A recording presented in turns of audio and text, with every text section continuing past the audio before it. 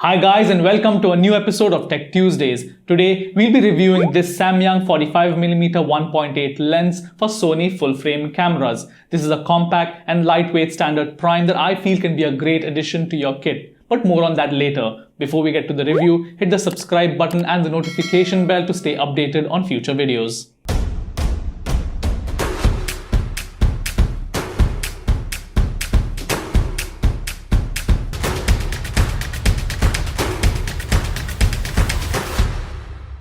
Now this is a 45mm lens, making it a little bit wider than the standard 50mm that we are used to. Personally, I like it because I like shooting a little bit wider anyway. We made an unboxing video of this lens, so do check it out in case you haven't already. I'll leave a link for it in the description below or somewhere on the screen here. Now the first thing I noticed is just how light and compact this lens is. This lens weighs 162 grams, making it highly portable. Combine it with a camera body like the Sony a7 III and you have a lightweight kit that you can shoot with all day long without feeling the weight at all. And not just the weight, but the lens is incredibly compact as well. I mean, look at just how small it is. And I must say that it looks quite nice as well. The lens comes with a lens hood and also a sturdy travel pouch, which was an unexpected but a lovely addition to the box. But don't be fooled by the lightweight and compact nature of the lens. This is not a cheaply built lens by any means. Sure, the body is mainly plastic, but it still feels quite sturdy and well made. The focus ring is extremely smooth, and while it is a thin and narrow focus ring, but that's to be expected given the compact nature of this lens. You do get a metal mount at the back and a 49mm filter thread at the front.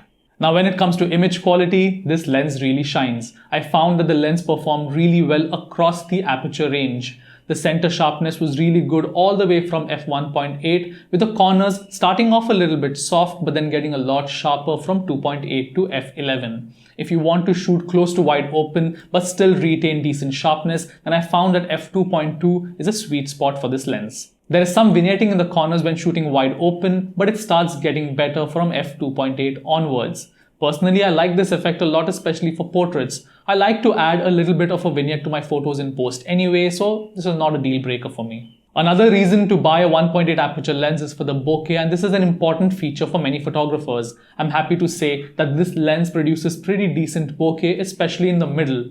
The bokeh is soft and circular in the middle, but it starts getting increasingly oval as you move towards the edges. I also noticed quite a bit of swirly bokeh in the background, which personally I quite liked.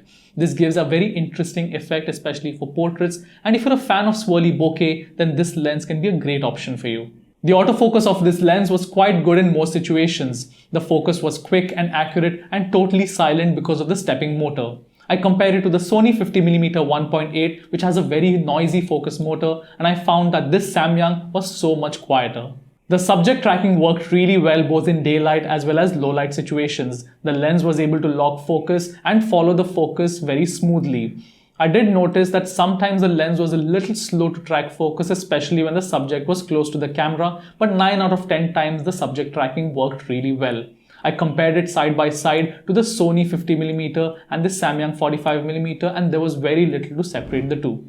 The absence of weather sealing is a small drawback, so that's something you should keep in mind if you're considering this lens. The other small drawback is the minimum focusing distance, which is 45 centimeters. So if you're looking to do some close-up shots, then again this is something to keep in mind. But this is the same as a Sony 50mm, so again it's not a big deal breaker for me.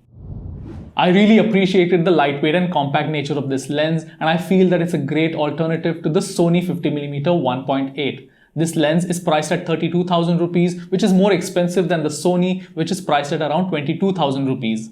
Now, is this lens worth the extra 10,000 rupees? I would have to say no. If the price difference was 4,000 or 5,000 rupees, then I would opt for this lens in a heartbeat. But right now, the Sony still provides stiff competition to this lens. That's all for this video, guys. Let us know in the comments below what you think of this Samyang 45mm.